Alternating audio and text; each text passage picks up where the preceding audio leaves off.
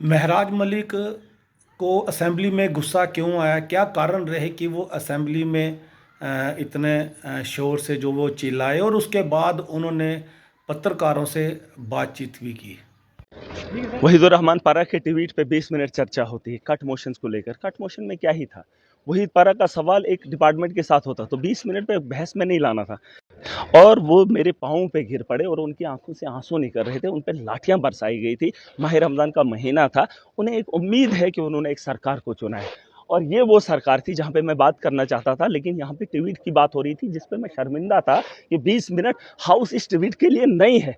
Point of information मैंने रखा है, मैंने बात रखी है जिन नौजवानों को लूटा गया है, जिनके विश्वास को, जिनकी जिंदगी को तबाह कर किया गया है, वो कोई एक रेडी वाला नहीं है, वो कोई आम आदमी नहीं है, वो कोई ठेकेदार नहीं है, वो कोई क्रशर वाला नहीं है, बल्कि इस ऐवान के बाहर जो इस सिस्टम को चलाने वाला एक ब्यूरोक्रेट है, जिन्होंने उन लोगों के साथ जुल्म किया है, उनकी नौकरियों के साथ खिलवाड़ किया है।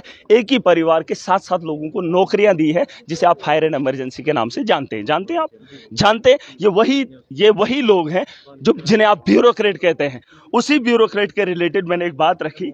एक चीफ हॉर्टिकल्चर ऑफिसर होता है जिसका नाम, जो कश्मीर में ड्यूटी करता है, जिसका नाम चमन लाल शर्मा है, जो आज यहाँ पे डायरेक्टर है हॉर्टिकल्चर का, अभी भी ड्यूटी दे रहा है।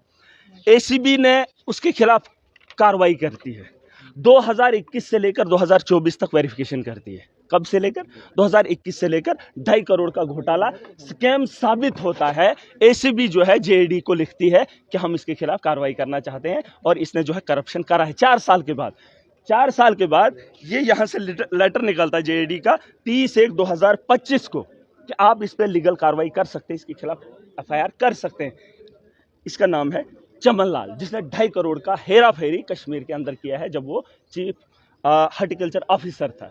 अब मुझे बताओ, उस आदमी को 2 महीने रिटायर होने को, कितने? 2 महीने। वो 2 महीने के बाद जब रिटायर हो जाएगा, उसके बाद एसीबी किस पे कार्रवाई करेगी? किस पे कार्रवाई करेगी? 2 महीने हो गए, सीबीआई कार्रवाई क्यों नहीं कर रही है?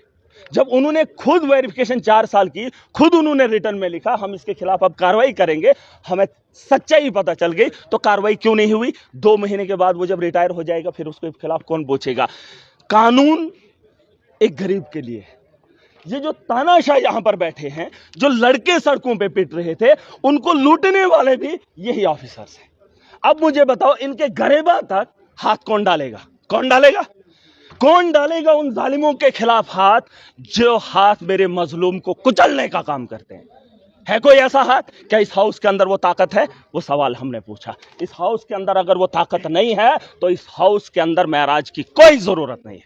जिस हाउस से मेरे नौजवानों को इंसाफ नहीं दिया जाएगा, जिन नौजवानों को मैं सड़कों पे पिटते हुए देखता हूं, उनके आंसुओं को गिरते हुए देखता हूं, और इस हाउस से इंसाफ होते हुए नहीं देख सकता हूं, तो इस हाउस से मैं शर्मिंदा हूं, इस सरकार से भी शर्मिंदा हूं। और अपोजिशन के लोगों को बड़ी तकलीफ हुई, क्योंकि नाम चमन लाल शर्मा है। जब नाम चमन लाल शर्मा है, तो करप्ट लोगों को आप शेल्टर क्यों दे रहे हो? किसी को इजाजत नहीं है। ये हाउस जितना इनका, उससे ज्यादा मेरा है, और मैं चुन कर आया हूं। मैं भाजपा को चेतावनी दे रहा हूं, यहां पर वो अपना अधिकार न समझे, अपने बाप की जागीर से न समझे, और महराज पे ये उंगली उठाएं कि मुझे बोलने का अधिकार नहीं है। ट्वीट पे 20 मिनट बहस होगी, इनकी बातों पे चर्चा दिन भर होगी, लेकिन एक नौजवान की पिटाई हो रही है, नौजवानों के रोजगार के बारे में बात करने के लिए कोई तैयार नहीं है। तो महराज यहां बेसब्री से इनका तमाशा देखेगा इस हाउस के अंदर? नामुमकिन है। सवाल बाहर भी उठने चाहिए जम्मू कश्मीर की बेहतरी के लिए, अंदर महराज पूरी ताकत से इन्हें रोकेगा। जब जब बेहुदा सवाल उठेंगे, महराज इन्हें रोकने का काम करेगा। मैंने स्पीकर साहब को कहा, ट्वीट पे कट मोशन पे क्या सवाल है? क्या इन्होंने कोई अफलातून का सवाल लाया होगा? अरे कट मोशन में भाजपा तो चीख ही रही है, 10 साल से बीजेपी और पीडीपी ने मिलकर लूटा। आज सवाल सरकार से पूछ रहे हैं कि भाजपा के उस अलायंस के साथ, जिस अलायंस के साथ इन्होंने अयाशी की है और जम्मू कश्मीर को लूटा है, कट मोशन में वही सवाल मैं पूछना चाहता हूं पीडीपी के। फिलहाल तो उनसे मैं बात ही नहीं करना चाहता, वो तो कैटेगरी के हैं ही नहीं, वो कैटेगरी में है ही नहीं। क्या है उनका सवाल, मैं जानना चाहता हूं, मैं उनका जवाब डिपार्टमेंट से खड़े लेकर।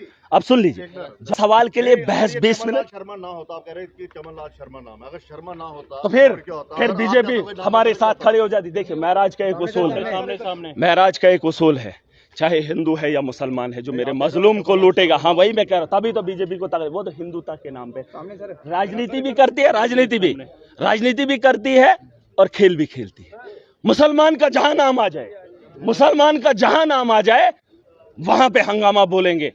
लेकिन लूटने वाला जब लाठियां हिंदू पे पड़ती है तब ये नहीं बोलेंगे, तब ये नहीं बोलेंगे। जब नौजवान नशा लेता है, जिस नशा को इन्होंने बेचा है, तब इनको फिक्र नहीं है। पूछो शराब की दुकानें बंद करेंगे ना, हमें नहीं करनी, क्योंकि हिंदू तो पीता है, वो तो त्यौहार में भी पीता, वो तो शादी में भी पीता, उसे तो लत लगाई है, उसे छुड़वाना नहीं चाहते हैं, ये तो शौक रखते हैं। भाई पॉलिटिशियन का धर्म नहीं है, पहली मेरी बात सुन लीजिए। पॉलिटिशियन का कोई धर्म नहीं है, चाहे वो मैं हूं या वो है। वारंट के बारे में बात नहीं, मुझे तो उसके बारे में इल्म नहीं, अभी उस पर भी बात करेंगे। कुछ लोग हमें सिखा रहे हैं, पहले तो राजनीति सिखाई है, अब कानून। देखिए थ्रेट्स हैं, कुछ भी है वो देखेंगे। मैं आवाम की लड़ाई ऐवान में लड़ूंगा और मेरा केस आवाम लड़ेगी। देखिए कुछ काम जो काम हमारा है वो हम करेंगे, और जो काम जनता का है वो जनता करे। अगर केस हमारे खिलाफ है वो हमारा केस आवाम लड़े, मैं जनता का केस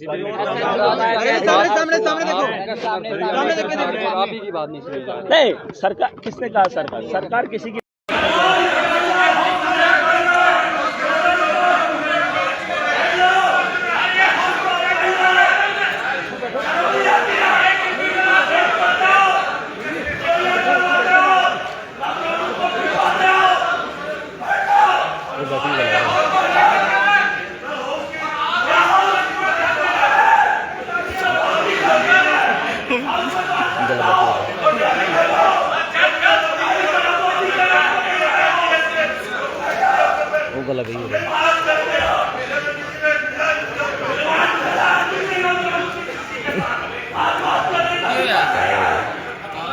उसका रेस्टोरेंट निकला ना, पागल हो गया।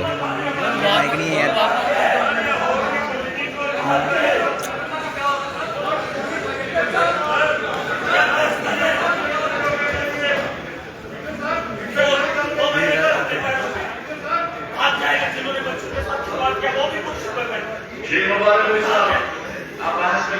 यार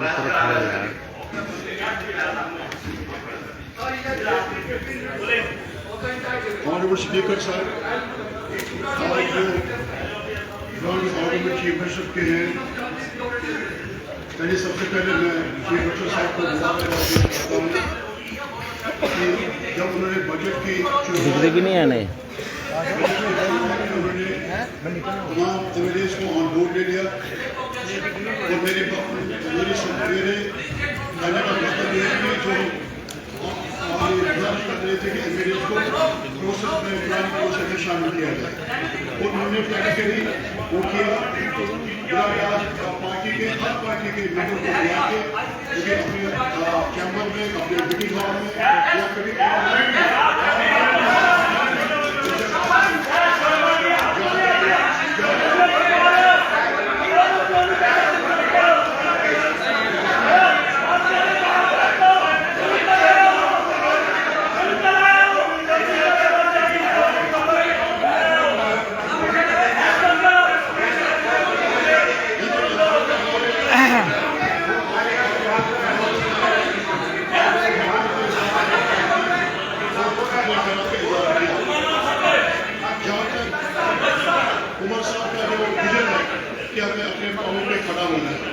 इस सिलसिले में ये ब्रॉड लाइन से अपने तरीके से बजट बनाया।